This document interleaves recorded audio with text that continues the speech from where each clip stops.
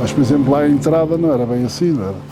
A gente entrava, havia as garagens, havia a balança grande para pesar caminhonetes, onde está aquela coisa que é do relógio de sol. A parede está lá na mesma. E havia a enfermaria do lado esquerdo, do lado do muro da estrada. E havia ali uns armazéns velhos. Houve muita coisa que foi abaixo. Está melhor, está mais apresentável, mas aquela parte daquele jardim, as árvores não sei se estão lá, acho que eram de lá. Aqueles pinheiros estão à frente lá dos restaurantes, já lá estavam. Os restaurantes eram armazéns também. Começou a ser armazém da pólvora, faziam a pólvora no inverno para esperar que viesse o verão para a secar. No inverno não tinham possibilidades de... E depois aquilo diz que juntavam, quando estavam os antigos, juntava assim um grande monte e a pólvora ia solidificando. E depois tinha que ser tudo ali com umas enxadas, uns sachos, tudo cavado em bocados, que é para seguir novamente para a elaboração. Os caminhos são melhores, porque isto, daqui para cima tínhamos que ir a direito. E eram os degraus que eram mesmo feitos para a gente, com troncos de eucalipto, uns troncos pequeninos, punha-se 2 estacas, fazia degrau, que é para a gente não dar uma volta muito grande para chegar lá acima depressa, senão isto parava. Quanto mais lixo acumulava, mais isto afrouxava. Afrouxava aqui e afrouxava as oficinas. E quando se ligava tinha que se ir avisar que se ia cortar a corrente. O outro, eu não usava, mas havia um que usava um apito. Apitava e eles tinham que ouvir e cortar a corrente, que ia haver interrupção. Então estavam amestrados para isso. Mas às vezes chegava ali em cima, avisava. Então. Eles, quando fizeram isto, tinham um certo gosto em fazer a coisa.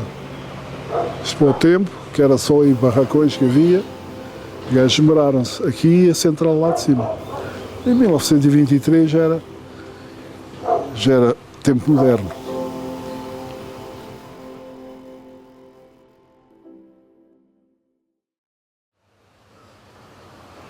Bem, meus pais são do concelho de Loures. Viviam da agricultura, horticultura. E o meu pai casou com a minha mãe e ficou lá em casa com o meu avô, que era viúvo. O meu avô é que era o agricultor da quinta. É que a partir daí eles continuaram sempre com a mesma profissão, não é? Depois, uns anos mais tarde, depois de casados, já terem 4 filhos, resolveram vir aqui para Barcarena, para a Quinta do Brito. E ali é que nasci eu e mais 3 irmãos. Depois dali, eles estavam já cansados, né? Começou a ouvir as doenças por parte deles. A gente já estava mais ou menos criados. Eu já tinha 16, 17, foi quando entrei para aqui. Já cá estava um irmão. E eu trabalhava em Lisboa numa fábrica de elevadores. Foi em 46, foi aos 14 anos. Mas estive lá 2 anos e tal. Mas a passagens e a deslocação e tal, o meu irmão começou, vem aqui para a fábrica, eles pagam-te mais e escolhes ter a deslocação, passagens e tal, embora lá tivesse outro desenvolvimento. E foi então quando vim para aqui, em 47, em junho de 47. Eu disse, eu vou para lá, mas não quero ir para as pólvoras e outros explosivos que havia aí. Havia a terceira pirotecnia e havia aqui a secção das pólvoras. Qualquer delas eram perigosas, não é? Não, vais para as oficinas de manutenção, para a serralharia. E assim foi. Comecei logo a andar lá na serralharia. Depois precisavam de uma pessoa que substituísse a gente chamava motorista na altura, quando ele estava de folga, doente e tal. Depois mandaram-me apresentar, ainda me lembro do dia que vi, vais por aí abaixo, lá ao pé mesmo ao fim da fábrica, está lá o Sr. José Pereira, apresentas-te lá, que ele depois ensina-te a trabalhar com aquilo. E assim foi.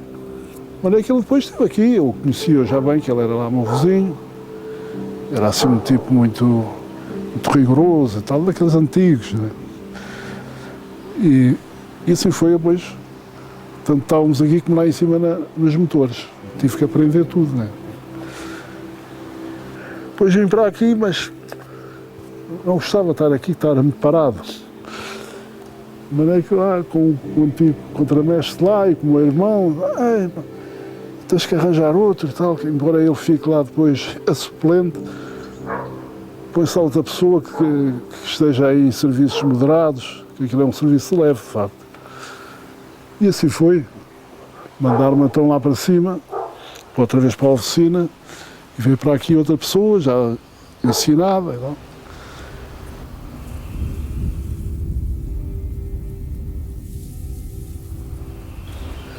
Portanto, e depois dali, estive lá em cima, chamava a 4ª secção, e para ali andei, até veio o 25 de Abril, depois o pessoal foi reduzido.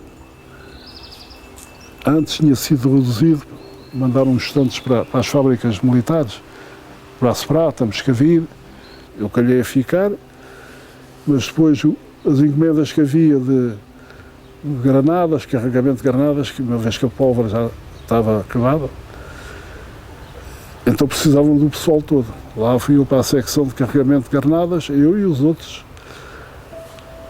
E depois o pessoal ficou reduzido, que muitos reformavam.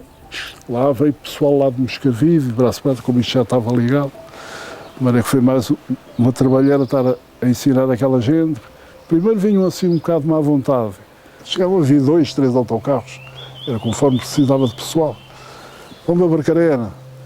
Eles também estavam lá acostumados a certos serviços e aquilo ali também era um bocado, era o carregamento de granada, depois tinham que limpar aquilo tudo por fora, bem limpo, não podia ter nada de trotilo por fora e ali ainda pesava aí uns 11 quilos cada granada. Puxá-las para a bancada, limpá-las, depois aquele pó que andava sempre no ar amargava.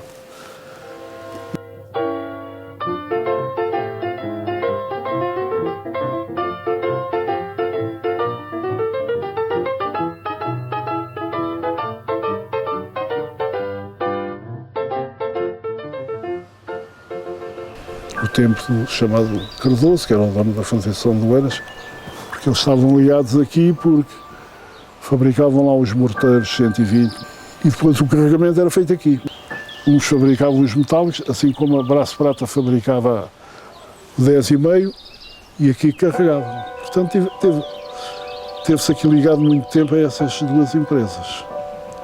Vinha muito material, né? O material tinha que vir todo aqui para ser carregado e a montagem final, pinturas e condicionamentos, até seguir para o estrangeiro.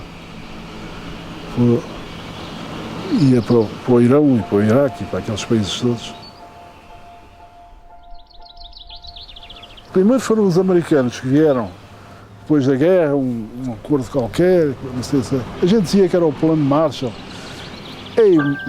Mandaram fabricar aí milhões de granadas, era 100 mil cada vez, lotes de 100 mil. A gente sabia que aquilo era para reserva, não era logo para atuar, não é? Seria para os espanhóis, para fornecer, para abastecer os países por um dia. Fazia-se cá experiências. Primeiro, depois da granada carregada, era cortada em 4 partes para saberem se estava bem, se o trotil que se vazava lá estava bem homogéneo, então, aquelas coisas. Mas aqui isto era muito rigoroso, eles não recebiam nada assim de que fosse mal feito. E tinham as inspeções deles. Além disso, o Estado português ainda tinha a inspeção militar. Também era responsável pela qualidade do fabrico. Essa mantinha-se cá, que fosse trabalhar para um lado ou para o outro.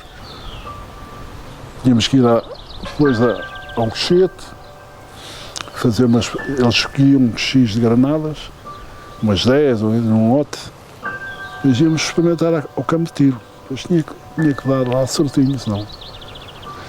Depois caíam, algumas não arrebentavam, enterravam só no chão. Depois iam ver se a espoleta estava em segurança.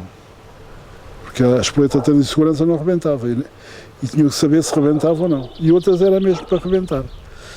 Depois íamos por uma vigia, assim a 200 metros, onde ela ia cair, e já vinha de 7 ou 8 quilómetros. Está a ver? Aquilo tinha que ir certinho, senão ia o abrigo onde a gente estava. De maneira que ia cair naquele sítio, depois ia-se lá ver qual era o estrago que tinha feito.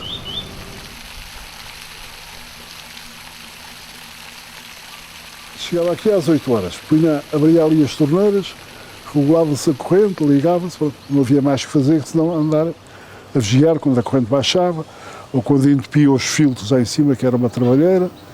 Tínhamos que ir às vezes a correr até lá acima para puxar os filtros.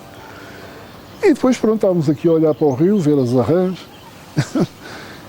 E passava aí uns vizinhos, aí uns quintais, que agora já nem se vê porque está tudo cheio de árvores. Mas morava aqui muita gente. E depois estávamos ali com qualquer coisa, depois estávamos ali distraídos. Não era nada que era isso. Parece que mais ninguém fez aí macacadas senão eu. E lá está, ficaram aí. Mas era tudo gente que entrava aqui muitos anos, e ao fim de 10, 15, 20 anos, estava tudo já unido. Os mais velhotes iam-se reformando, entravam outros mais novos. Havia boa camaradagem, coisa. O tempo passava. E não era assim uma disciplina assim muito rígida. Porque isto era muito grande e para ser vigiado em todo lado tinha que depender já da consciência de quem executava os trabalhos. Por exemplo, no meu serviço de manutenção, olha, vais, por exemplo, aqui a gente chamava isto as turbinas. Vais lá arranjar uma torneira. Tanto podia arranjar aqui num dia, como dia e meio, como em 2 horas.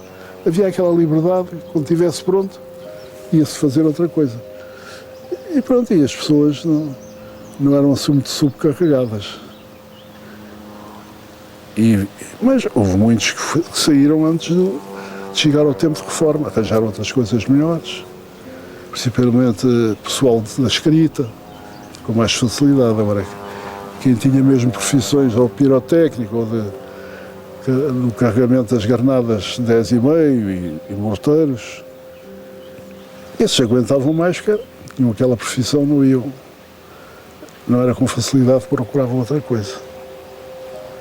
Outros emigravam, alguns, mas geralmente os que emigravam eram aqueles que estavam aqui há 4 ou 5 anos, ainda não estavam bem especializados, E arranjava, muitos saíram para o estrangeiro, como naquela altura dos anos 60, dos anos 50, migrava muita gente. Não é?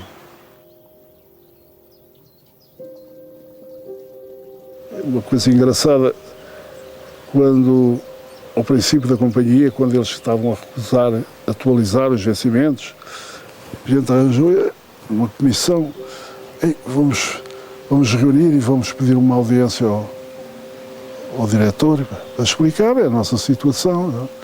E lembro ali na entrada, onde está aquele memorial, havia ali as garagens, e ali é que eles mandaram reunir o pessoal. Pronto, vocês vão ser atendidos. Né?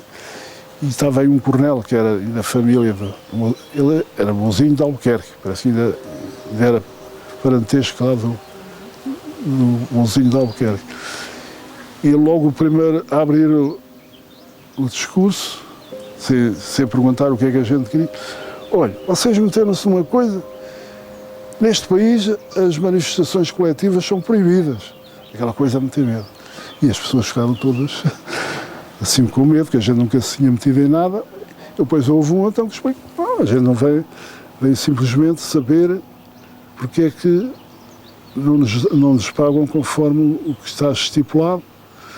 Pois aquilo ali meteu muita conversa, mas naquela altura não vamos nada. Fomos só para não se metermos noutra. Antigamente diziam, no tempo a seguir à monarquia e até no tempo da monarquia, havia aí uns tipos tesos. Quando havia qualquer coisa em Lisboa, lá iam eles. Eram sempre os...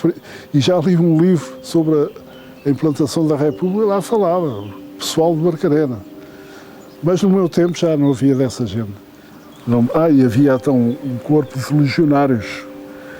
Houve uma altura, antes de eu entrar, em 1940, todos tinham que ser legionários. Todos tinham que ter instrução, faz conta que estavam na tropa. E depois... Mas onde eles iam mais era às paradas, a Lisboa. Mas era tudo malta mal instruída, no caso. Não, alguns nem tinham sido tropa. Não? E quando iam, não iam de boa vontade. Não se sentiam bem com... Diz que uma vez ainda fizeram um sarrabulho ali na estação de Barcarena, que ainda deu despedimentos. Porque aqui os que eram graduados, era por exemplo os mestres e contramestres, e ele quando chegou à estação de Barcarena trazia lá um pelotão, tinha lá ido à parada. Pronto, agora fomos formados até à fábrica para não se dispersarem, que era para chegar aqui à fábrica, se desfardarem-se, entregar as armas. E alguns tinham-se metido lá, se calhar algum pito. Não vamos nada, vamos à vontade. Ou faltaram ao respeito lá ao comandante, e aquilo deu brado e ainda deu uma zargata. Depois quando eu entrei a coisa já estava no colacho, ninguém ligava, como ninguém tinha vontade, pronto, havia só aí o comandante, mas ele já não tinha força. Depois isto acabou só no 25 de Abril é que entregaram o material, os fardamentos antigos, coisas que já não estavam capazes até de andar na rua, as armas, as munições, foi tudo entregue, pronto, nunca mais se falou nisso.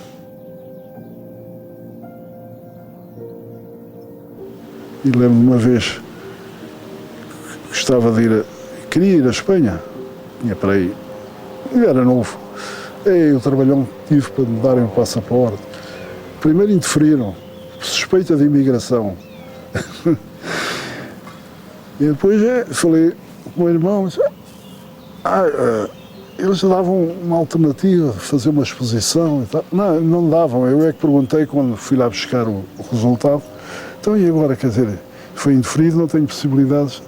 O senhor faça uma exposição e tal. Depois lá o meu irmão fez a história da minha vida, que ainda era curta. Lá me deram por um ano, pronto. A partir daí nunca mais tive problemas quando quis ir ao estrangeiro, mas depois também era mais fácil, foi mais fácil. Mas naquela altura, para sair do país, era a altura da imigração e eles que estavam a ver que estava a fazer falta o pessoal, por suspeita de imigração. E eu, por acaso, até na exposição pus, não era para imigração, porque até por conta aqui da fábrica, onde quando começaram o carregamento de granadas, escolherem uns tantos para irmos à Bélgica, lá à fábrica que era associada desta, para trabalharmos lá com umas máquinas, para depois uma secção nova que fizeram aí. Eu lá frisei que tinha já ido à Bélgica com um passaporte e que não tinha imigrado, não sei se foi por causa disso. Lá me deram por 12 meses e não me demorasse muito, estava a fazer falta.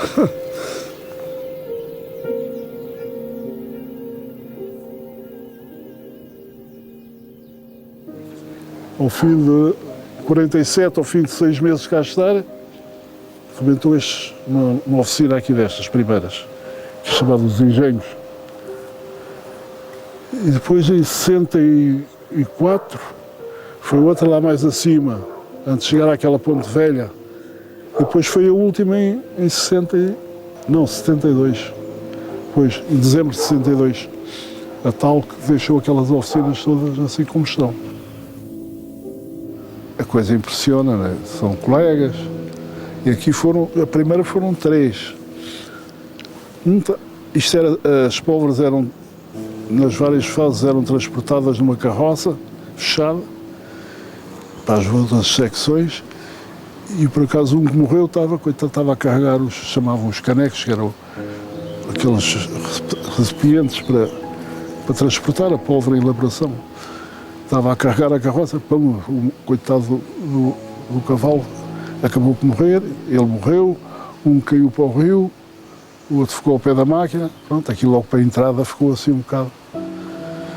Depois daí uns anos, mas isto era 47, 60, 54, está a ver que 7 anos, depois mais 7 anos, e depois mais aí 64 para 72, era quase aquele período certo, 7, 8 anos, e a gente já estava habituados àquilo, mais tarde, mais cedo, tinha que haver qualquer coisa.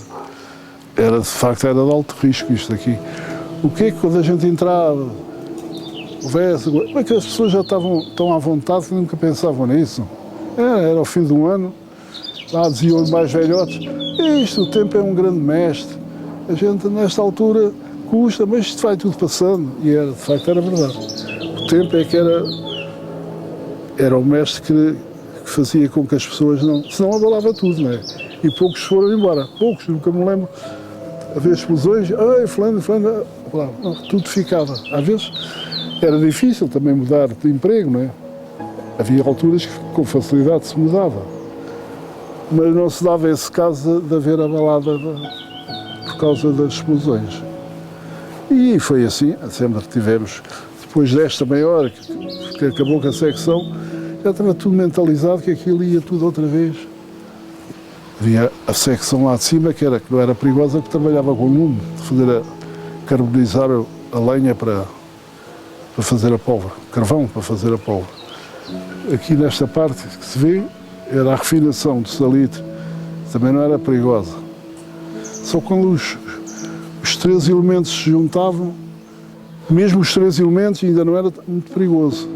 Quando ela passava aqui para esta oficina, que chamava oficina de encasque, era submetida ali à pressão daquele peso das galgas, então ela ganhava força. A partir daí já estava feita. Trabalhava-se muito com o trotil, mas o trotil não era perigoso à pólvora. A pólvora é que não podia andar espalhada no chão, senão qualquer atrito podia explodir. Trotil não, aquilo não. Andava para o chão, varria-se, juntava-se, mas era pisado e não. Era só por detonação. E continuava a vida. Não. A gente não estava assim grande moça, não.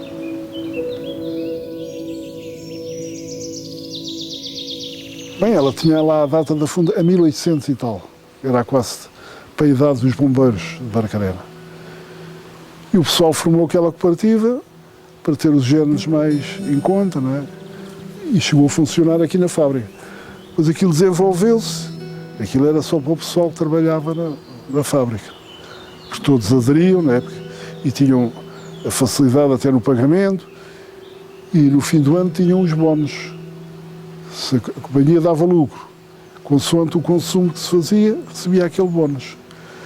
E funcionou assim muitos anos, até até 60. Mas depois começou a haver a facilidade dos supermercados e essas coisas todas, e as pessoas já não precisavam de lá ir. Antes precisavam de ir porque aquilo auxiliava muito. Contavam os antigos que se chamavam, era a casa-mãe. E além disso fazia, porque o nome da cooperativa era de crédito e consumo. Conforme a cooperativa ia tendo capital, podia emprestar aos sócios. Portanto, era uma coisa boa. Mas isso depois, houve outras facilidades e a malta já não ia lá tanto consumir, abriram então aquilo a toda a gente. Foi a desgraça daquilo.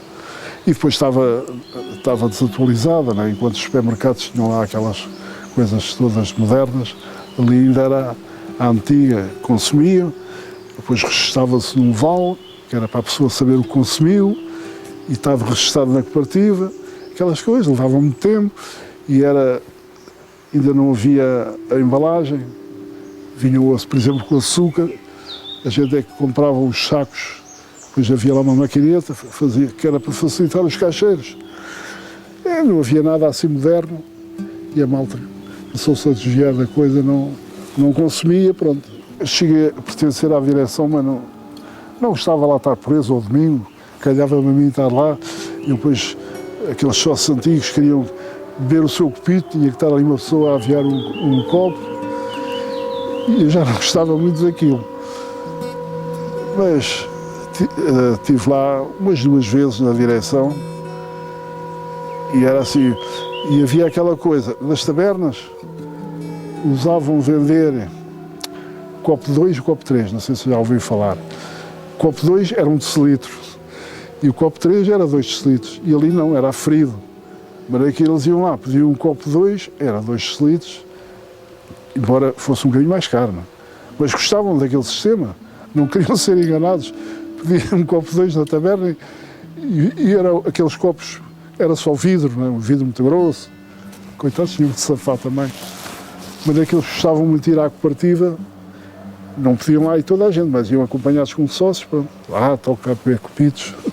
Aqui está bem, isto aqui é um copo 3. Havia logo ali um copo 3 e havia logo ali petiscos. Era a tradição.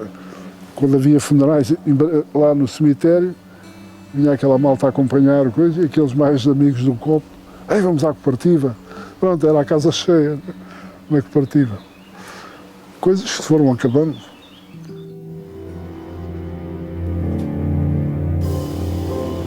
No dia 4 de dezembro é dia de Santa Bárbara, que é a padroeira dos polvoristas e pirotécnicos e artilheiros.